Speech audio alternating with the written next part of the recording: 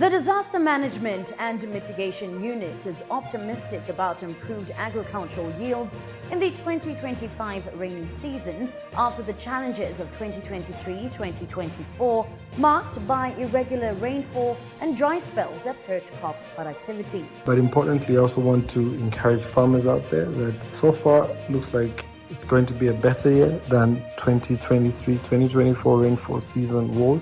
I'm quite optimistic personally. I expect a very good harvest. National Coordinator Dr. Gabriel Pollen highlighted the government's commitment to boosting resilience by providing farmers with essential inputs like fertilizers, seeds, and chemicals, aiming for a more productive harvest ahead.